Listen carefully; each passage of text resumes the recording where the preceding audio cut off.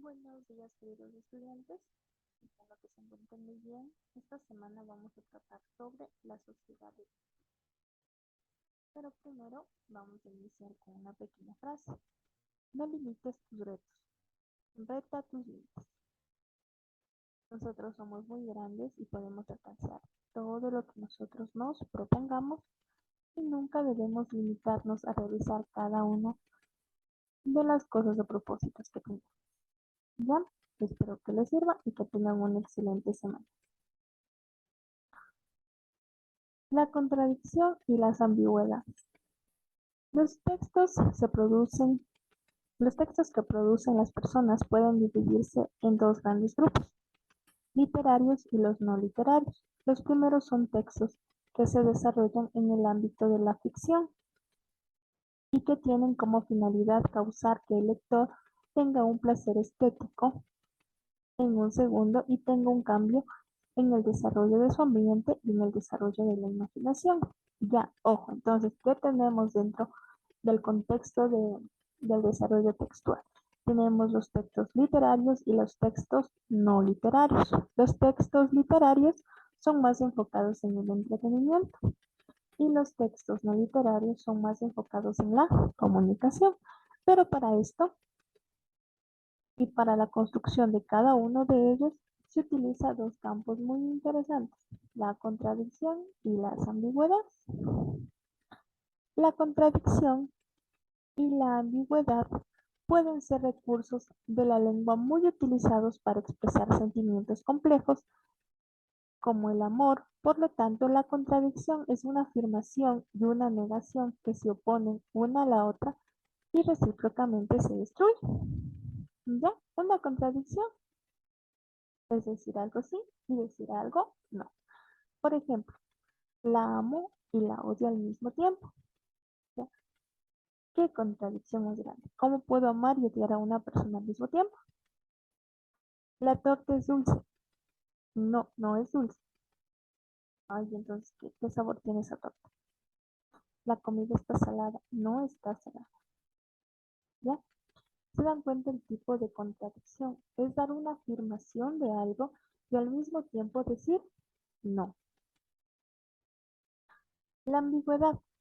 Cuando decimos que un enunciado es ambiguo, nos referimos a que su significado es claro, porque puede interpretarse de varias formas. Sin embargo, a diferencia de la contradicción, la ambigüedad no nace solamente en el texto de un autor, que por descuido o intencionalmente ha permitido una ambigüedad, sino que encontramos que la ambigüedad es una propiedad del lenguaje mismo. Por ejemplo, ¿has visto el nuevo banco que han puesto en la calle Bromelias? Ya, ¿qué es la ambigüedad? La ambigüedad es una forma de interpretación mía. ¿Has visto un nuevo banco?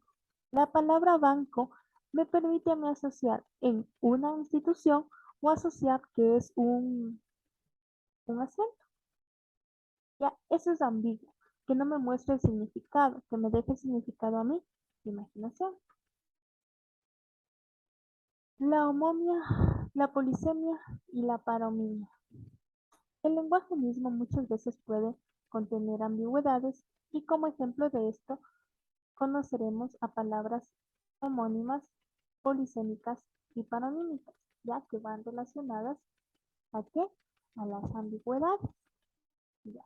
¿Qué era la ambigüedad? La ambigüedad me dejaba a mí elegir el significado de mi palabra, pero la homónima, la polisemia y la paronímica me muestra la clasificación de cada una de estas palabras. La homonimia. Las palabras homónimas son aquellas que se escriben o se pronuncian igual y tienen un origen y un significado distinto. ¿Ya? Y dentro de estas se clasifican aún en dos. Las homógrafas, que se escriben y se pronuncian igual. El mimo trata a los niños con mimo. El mimo me estoy refiriendo a que a una persona.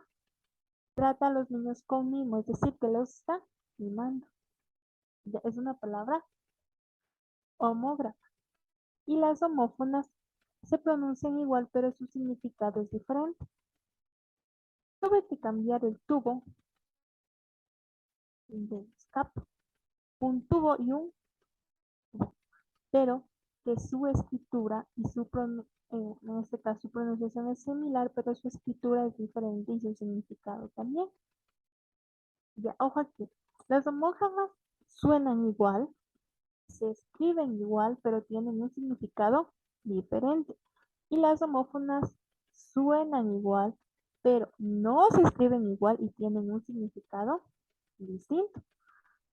La homónima es la relación que se da entre dos palabras distintas que se pronuncian igual, pero tienen diferentes significados. La polisemia. Una palabra polisémica es aquella que tiene dos o más significados que se relacionan entre sí. Solo su madre se puso de su lado y decidió tomar cartas en el asunto. Ojo aquí, solo su madre se puso de su lado y decidió tomar cartas en el asunto.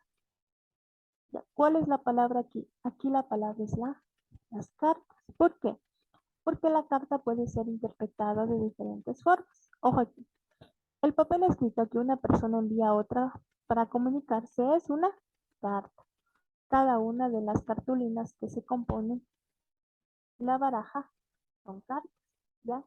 La lista de platos que se pueden elegir en un restaurante son cartas.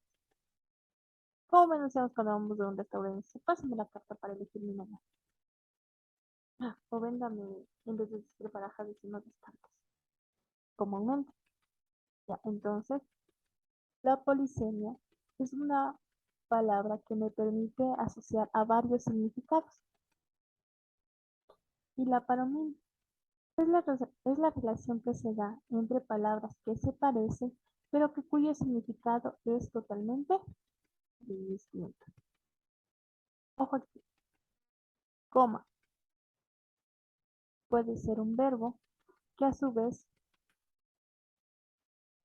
perdón, la coma es un signo y comerle es un verbo. Ya, pero ahora, esta coma mismo puede ser un signo de puntuación o puede ser un estado de conciencia. Ya, es parecida a nuestra palabra anterior de cartas, ¿verdad? O si no, un hola con un hola. Hola, compañero. Ay, vienes hola. Ya, son palabras, suenan igual, pero tienen un significado diferente. Ya, ojo aquí, esas palabras nos van a servir para que nosotros vamos a comenzar a desarrollar y a construir ensayos que nos puedan servir para mejorar nuestro vocabulario, para conocer nuevas palabras y buscar unas formas de expresión distintas. El ensayo argumentativo tiene como finalidad defender una opinión, hecho, idea o valor y convencer al lector que adapte un determinado punto de vista. Para ello, el autor aporta razones y pruebas que apoyan a defender su postura. Es decir, el ensayo argumentativo a mí me da la pausa de defender una idea mía en base a evidencia. Y para esto, ¿qué necesito? Primero debo seleccionar el tema. Después, tener una posición frente a una opinión que voy a defender. Y cuarto, los argumentos que voy a utilizar para defender mi punto de vista. Ya, ¿cuál va a ser la estructura del ensayo? Primero, para el ensayo debemos tener un tema que vamos a defender. Y después vamos a tener qué tipos de argumento. Existe el argumento de autoridad. Se citan aportaciones teóricas de personas que han sido reconocidas. Es decir, ya vamos a comenzar a argumentar en base a un autor que tenga nuestra misma opinión. Argumento de analogía. Se parecen dos hechos o situaciones y mediante un ejemplo se argumenta. ¿Ya? Y los argumentos históricos y científicos que consisten en la utilización de datos objetivos que aportan a la ciencia. Y por último, mi conclusión. Debemos recordar que un ensayo siempre va a estar hecho por la introducción, el desarrollo y mi conclusión.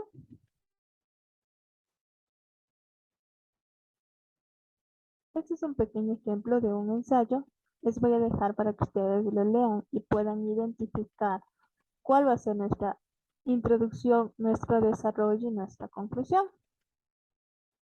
Ya, ojo con eso. Son partes muy importantes del ensayo que les va a permitir a ustedes identificar cómo es su estructura y cómo vamos a desarrollar a partir de esta clase, construyendo ya instrumentos que vayan relacionados más con la evolución textual. ¿Ya? Entonces, espero que les haya gustado la clase, que por favor realicen sus tareas y que tengan una excelente semana.